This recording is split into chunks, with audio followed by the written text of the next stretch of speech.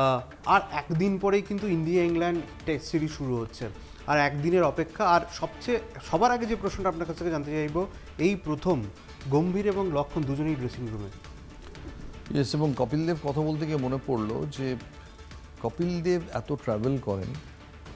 আমার ধারণা ছিল গৌতম গম্ভীর তার সঙ্গে গাভাস্কারের সম্পর্ক ভালো নয়, কপিল দেবকে তার ডাকা উচিত ছিল ইন্ডিয়া ইংল্যান্ড ম্যাচের আগে ভারতীয় ড্রেসিং রুমে। কারণ তুমি একটা নতুন টিম নিয়ে এসছো, তোমার ক্যাপ্টেন একদমই অনভিজ্ঞ, ক্যাপ্টেনের এমন কিছু অ্যাভারেজ ভালো নয়, 35 মাত্র অ্যাভারেজ। সারা পৃথিবী তাকিয়ে আছে যে টিমটা ফেল করবে কিনা।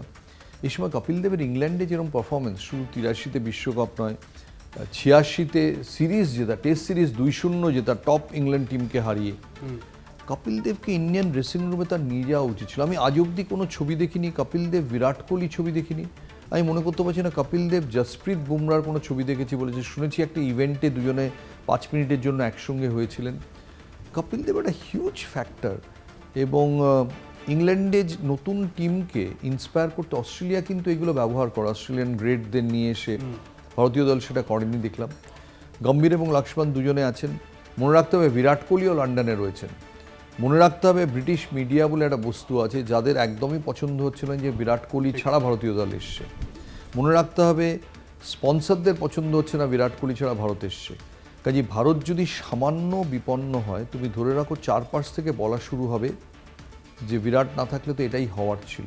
কেউ রোহিত শর্মার কথা বলছে, সবাই বিরাট কোহলির কথা বলছে।